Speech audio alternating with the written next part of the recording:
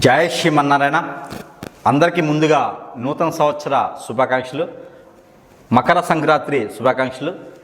జనవరి మాసం 2025 కర్కాటక రాశి ప్రెడిక్షన్స్, కర్కాటక రాశి పరిహారాలు, అలానే ప్రెడిక్షన్స్. గ్రహరీత్యా ఎలా ఉంది, దోషాలు ఏమైనా ఉన్నాయా, దానికి పరిహారం ఏంటి ఒకసారి చూసినట్లయితే కనుక ఈ కర్కాటక రాశి వాళ్ళకి గత 2, 3, 4 సంవత్సరాలుగా కొంతమేర మిశ్రమ ఫలితాలు అనేది నేను గమనించిన మేర చూస్తున్నాను. అలానే ఈ జనవరి మాసం అంటే పోయిన సంవత్సరం 2024 సంవత్సరం ఆగస్టు సెప్టెంబర్ వరకు కూడా ఈ కర్కాటక రాశి వాళ్ళకి కొంతమేర బాగాలేదని చెప్పవచ్చు. అప్పటి నుంచి కొంత కొంతగా పర్వాలేదు అనుకుంటవచ్చు. కానీ ఈ జనవరి 2025 సంవత్సరం నుంచి బహుబాగా ఉన్నది అని చెప్పొచ్చు. ఎందుకంటే గ్రహరీత్యా కూడా సొంతింట్లో కుజుడు, అలానే 2వ స్థానంలో కేతువు, అలానే మనకి 6వ స్థానంలో రవితో పాటు ఉన్నటువంటి బుధుడు, అలానే మనకి 6వ స్థానం నుంచి 8వ స్థానంలో మనకి శని భగవానుడితో శుక్రుడు, అలానే మనకి 11వ స్థానంలో అక్కడ మనకి నష్టదోషం అనమాట. అంటే 11వ స్థానం అంటే అక్కడ ఏమవుతుందంటే నష్టం ఎక్కువ కనిపిస్తుంది. 11వ స్థానంలో ఎవరైతే గ్రహాలు ఉంటాయో ఆ గ్రహరీత్యా మనకి నష్టం ఉందా, అరిష్టం ఉందా అనేది మనం చెప్పవచ్చు. దాంట్లో గురువు మనకి 10వ తారీఖు నుంచి 13వ తారీఖు వరకు కూడా చంద్రుడితో కలిసి ఉన్నాడు. అంటే మీకు మామూలుగా చెప్పాలంటే ఇది మనకి మంచి యోగం అని చెప్పొచ్చు. ఏది ఈ యోగం వచ్చేసి బుధాదిత్య యోగం అంటారు. ఈ బుధాదిత్య యోగం అనేది కర్కాటక రాశి వాళ్ళకి మెండుగా ఉంటుంది. ఇది ఎప్పుడు మొదలవుతుంది అంటే జనవరి 13వ తారీఖు మొదలవుతుంది. ఈ 13వ తారీఖు నుంచి 40 రోజుల పాటు ఉంటుంది. అంటే ఫిబ్రవరి మాసం వరకు కూడా, ఈ ఫిబ్రవరి మాసం 25వ తారీఖు వరకు కూడా ఈ ఒక ఏదైతే యోగం ఉందో ఈ బుధాదిత్య యోగం అనేది కొన్ని రాశుల్లో వర్తిస్తుంది. దాంట్లో ఒకటి కర్కాటక రాశి. ఇది ఎప్పుడు మొదలవుతుందంటే జనవరి 13వ తారీఖు. ఈ 13వ తారీఖున మహాకుంభమేళ అని మొదలవుతుంది. ఆ రోజున పౌర్ణమి కూడా ఉంది, కోరల పౌర్ణమి అంటారు.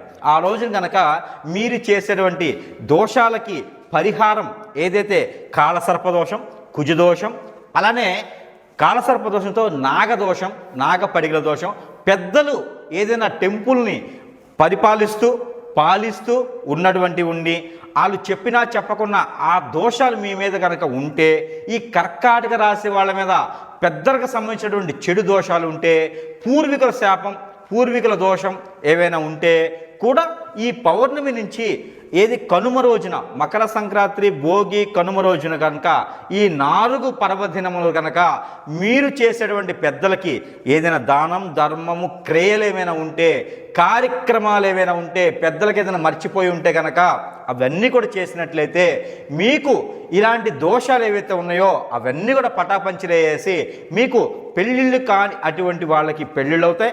విదేశానికి వెళ్ళాలనుకున్న వాళ్ళకి విదేశానికి వెళ్తారు. దగ్గరలో ఉన్నటువంటి స్థానంలో వ్యాపారాలు చేయాలనుకున్న వాళ్ళకి వ్యాపారం చేస్తారు. అయితే ఈ నది స్నానం ఎలా ఆచరించాలి, ఈ జనవరి మాసంలో కర్కాటక రాశి వాళ్ళకు ఉన్నటువంటి దోషాలన్నీ తొలగిపోయేందుకు అదృష్టం ఉంటుంది. కాబట్టి చిన్నపాటి వ్యవహారాలు, చిన్నపాటి పరిహారాలు, చిన్నపాటి ప్రెడిక్షన్స్ చేసుకుంటే సరిపోతుంది. కాబట్టి ఆ మేర ఎలా చేసుకోవాలో చేసుకుంటే గ్రహరీత్యా ఉన్నటువంటి ఈ జీవితం మొత్తం ఎలా అయితే ఈ సంవత్సరం మొత్తం కూడా బాగుంటుంది అన్నమాట. అందుకొని ఈ మహాకుంభమేళ కూడా రావడం, 12 సంవత్సరాలకు ఒకసారి కుంభమేళ వస్తుంది. ఈ కుంభమేళ మాత్రం ఎవ్వరు కూడా చేదాచుకోవద్దు. ప్రతి ఒక్కరు కూడా ఆ ఒక కాశీలోకి వెళ్ళేసి గంగా, యమున, సరస్వతి ఈ 3 నదుల్లో వచ్చేటువంటి కుంభమేళ ఏదైతే ఉందో అక్కడికి వెళ్ళి స్నానం ఆచరిస్తే మీకు అదృష్టం ఫలిస్తుంది. అలా ఏమీ లేదు. అలా కాకుండా అలా అందరూ వెళ్ళాలంటే అవ్వని పని. మీకు సమీప దూరంలో ఉన్నటువంటి నదులు తీరమైనా, మీకు సమీప దూరంలో ఉన్నటువంటి ఏ సముద్రమైనా సరే, మీకు సమీప దూరంలో ఉన్నటువంటి కోనేరులు, సెలయేరులు, అలానే వాగులు, వంకలు ఏదున్నా సరే స్నానం ఆచరించేటువంటి ప్రక్రియ ఉంటే చాలు. దాంట్లో కొన్ని రకాల పరిహారాలు చేసుకొని కనుక మీరు ఏదైనా బ్రాహ్మణత్వం దగ్గర నుంచి మంత్రోచ్చారణతో మీరు పెద్దలకి కనుక చేసినట్లయితే ఈ పండగ పర్వదినాన మీరు కనుక ఆ పెద్దలకి కొన్ని రకాల క్రియలు వదిలినట్లయితే, కొన్ని రకాల పనులు ఆ పెద్దలకి ఏవైతే ఉన్నాయో ఆ కార్యక్రమం కూడా మీరు నెరవేర్చినట్లయితే ఆ పెద్దలు స్వర్గద్వార దర్శనం చేసిన మునుపట వాళ్ళ ఒక ఆశీర్వాదం, ఆ దేవాతి దేవుని యొక్క కృప అన్నీ కూడా మీ మీద ఉంటాయి. మీరందరూ కూడా ఆరోగ్యాలతో ఐశ్వర్యాలతో కూడా తునుదొగేదానికి ఉంటుంది. కాబట్టి ప్రతి ఒక్కరు కూడా కష్టపడి సంపాదించినటువంటి డబ్బుతో మాత్రమే ఇలాంటి కార్యక్రమాలు చేయాలి. అప్పు తీసుకొచ్చి హుందాతనంతో ఏది చేసే అవసరం లేదు. మీకు చేతనైనంత వరకు చేయండి. ఇందులో మీకు అదృష్టం పొందేదానికి ఆస్కారం ఉంటుంది. అలానే మనకి కుంభమేళలో రాజస్నానం అని ఉంటుంది.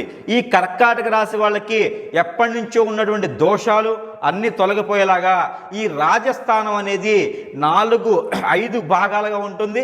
ఇది 45 రోజుల్లో 4 భాగాలు 5 భాగాలు విభజించడం జరిగింది. దాంట్లో మీకు సమీప దూరంలో స్నానం చేసేందుకు మీకు డేట్లు కూడా ఇస్తాను. అందులో ఒకటి జనవరి మాసము 13వ తారీఖు 2025 ఒకటి, అలానే మనకి 14వ తారీఖు జనవరి మాసం 2025 ఒకటి, అలానే మనకి 29వ తారీఖు జనవరి మాసం 2025 ఒకటి, అలానే 4వది ఫిబ్రవరి మాసము 3వ తారీఖు 2025 ఒకటి, అలానే మనకి 12వ తారీఖు ఫిబ్రవరి మాసము 2025 ఒకటి, అలానే మనకి 26వ తారీఖు ఫిబ్రవరి మాసము ఇది చివరి రోజు 2025 ఇది చివరి రోజు. మొత్తం మనకి 6 రాజస్థానాలు ఉన్నాయి. ఈ రాజస్థానం అంటే దానికి తాత్పర్యం ఏంటంటే రాజస్థానం అనేది 6 రకాలుగా ఉంటుంది. ఈ 6 రకాల రాజస్థానం అనేది ఏంటంటే మనకి ఉదయాన్నే చేసుకుంటే చాలా మంచిది. బ్రాహ్మీ ముహూర్తం నుంచి ఉదయం 7 గంటల లోపు ఈ రాజస్థానం అనేది ఆచరించాలి. ఆచరించిన తర్వాత మీరు ఏదైనా నీటిలో వదలాలనుకుంటే కనుక వదలొచ్చు. అలానే మనకి నీటిలో ఏమేమి వదలాలి అనుకుంటే ఆత్మ రూపంగా ఆత్మ సాక్షిగా మీలో ఉన్నటువంటి రుమ్మతులు, ఇబ్బందులు, గర్వము, అలానే క్రోధము, మోహము, కామము ఇలాంటి ఏమైనా ఉంటే కూడా మీరు ఆ నీటిలో వదిలివేసేసి ఆత్మ సాక్షిగా సంపూర్ణంగా చేసుకొనేసి ఏదైతే మీరు వదులుతారో అప్పటి నుంచి మీ జీవితము బ్రతుకు అంతా బాగుంటుంది. ఏ లేడీని కానీ ఏ జెంట్స్ని కానీ పటాయించాలి, మత్తు మందులు పెట్టాలి, ఇలాంటి క్రియలు ఉన్నాయి, ఏదో గురూజీలు ఉన్నారు, ఇలాంటి ప్రక్రియలు మానేయండి. మీ పక్కన ఉన్న వాళ్ళని కూడా నమ్మొద్దు. 2025 సంవత్సరంలో చాలా రకాల అనుభవాలు అవుతాయి. అలాంటి చెడు అనుభవాలు చాలా ఉన్నాయి. కాబట్టి కర్కాటక రాశి వాళ్ళు ఎదుటి వ్యక్తిని ఎవరిని నమ్మకుండా అందరూ కూడా చాలా బాగుండేందుకు మీరు నది స్నానం, సముద్ర స్నానం, ఏదైనా మీకు దగ్గరలో ఉన్నటువంటి సెలయేరులో స్నానం ఆచరించండి. ఈ రాజస్నానం అనేది కూడా ఆచరించండి. ఈ కర్కాటక రాశి వాళ్ళకి అన్ని రకాల బాగున్నాయి. కాబట్టి ఎప్పటి నుంచి ఉన్న దోషాలన్నీ పోవాలనుకుంటే కనుక ఈ స్నానాలు, ఈ దానాలు ఈ మకర సంక్రాంతి రోజు కూడా చేసినట్టు చాలా మంచిది. మీరు ఏదైనా దానాలు చేయాలనుకుంటే కనుక జంతు దానం చేయండి. కర్కాటక రాశి వాళ్ళు కనుమ రోజున ఎవరైతే ఉన్నారో కోళ్ళని, మేకల్ని, ఇంకా అడ్డమైనటువంటి జంతువుల్ని వాటిని చంపేసి తినకుండా, కనుమ అంటే జంతువుని తినడము కాదు, జంతువుని దానము చేయటము. ఎదుటి వ్యక్తులకి దానం చేయడం ద్వారా ఆ ఒక ఉన్నటువంటి దోషాలన్నీ కూడా తొలగిపోతాయి. ఎప్పటి నుంచో మీరు ఇల్లు కొనుక్కోవాలి, వాకిలు ఉండాలి, మీకు ఒక సొంత గృహం కావాలి, స్థలం కావాలి, పంట భూమి కావాలి అనుకున్నవారు కర్కాటక రాశిలో ఎవరైనా ఉంటే కనుక భూదానం అని ఉంటుంది. భూదానం మీరే కొనుక్కోవడానికి లేదు, మేమెక్కడ దానం చేయాలనుకుంటారేమో. మంత్రోచ్చారణతో బ్రాహ్మోత్తముడి దగ్గరికి వెళ్ళేసి భూదానం చేయాలి అని అడగండి. వాళ్ళు మంత్రోచ్చారణతో మీవేవైతే నవగ్రహాలకి దానం చేస్తారో ధాన్యాలు, అలానే భూదానం, వస్త్రదానం, అలానే గోదానం అవన్నీ కూడా చేసినట్లయితే మీకు ఎలాంటి గ్రహరీత్యా దోషాలన్నీ కూడా పోయేసి, అలానే పంచభూతాలు సాక్షిగా మీకున్నటువంటి పంచభూతాల దోషాలు కూడా పోయేసి మీకు ఎప్పటి నుంచో బాధిస్తున్నటువంటి నరదిష్టి, నరఘోష, శత్రుఘోష అన్నీ కూడా పటాపంచలేదనుకుంటుంది. కాబట్టి మీకు దగ్గర సమీప దూరంలో మీకున్నటువంటి బ్రాహ్మణుల దగ్గర ఇలాంటి దానాలు చేసినట్లయితే కనుక అన్ని రకాల రుమ్మతులు మీకు తొలగుతాయి. అలానే నవధాన్యాలని దొరుకుతాయి మీకు. ఈ నవధాన్యాలు 1 కిలో పావు కనుక మీరు పారేటువంటి నీటిలో స్నానం ఆచరించిన తర్వాత అందులో మీరు అన్ని రకాల విఘ్నాలు, అన్ని రకాల రుమ్మతులు, మీకున్నటువంటి కోరికలన్నీ కూడా చెప్పేసి ఈ యొక్క నవగ్రహాలకి దానం, నవధాన్యాలు ఏవైతే ఉంటాయో ఇవి నీటిలో పోచినట్లయితే, అలానే మీకు నవగ్రహాల మీద కూడా మీరు అవి ఉంచినట్లయితే కనుక మీకున్నటువంటి దోషాలన్నీ కూడా తొలగిపోయేదానికి ఆస్కారం ఉంటుంది. కాబట్టి ఈ ఒక జనవరి మాసం మొత్తం కూడా పౌర్ణమి రోజు కుదరకపోతే అమావాస్య జనవరి మాసం ఎండింగ్ 30వ తారీఖున వచ్చేటువంటి 29, 30 తారీఖు వచ్చినటువంటి అమావాస్య రోజు వరకు కూడా ఇలాంటి దానాలు చేసుకొని మీరందరూ కూడా పుణ్యతులు అవ్వాలని నేను కోరుకుంటా ఉన్నాను. అలానే మీకు దుర్గాదేవి మాత లేదా లలిత అమ్మవారు మీకు దగ్గరలో సమీప దూరంలో మీకు ఆలయం ఉంటే కనుక అక్కడ మీకు కుదిరిన రోజున కుంకుమార్చన చేయించినా కూడా మీకు గ్రహరీత్యా ఉన్నటువంటి దోషాలు తొలగిపోతాయి. అలానే మనకి ప్రతి మాసంలో ఇస్తున్నటువంటి నెంబరు అనేది ఒకటి ఉంటుంది.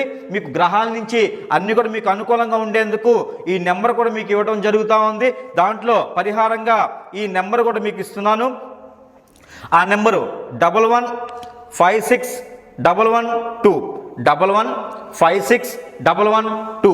ఈ నెంబర్ని కనుక మీరు ప్రతిరోజు 125 సార్లు 125 టైమ్స్ కనుక మీరు పారాయణ రూపంగా జపం చేసిన, పారాయణం చేసినా కూడా లేచిన మునుపుటే మంచం మీద కూర్చొని చేయడం ద్వారా అదృష్టం అనేది అస్సలు రాదు.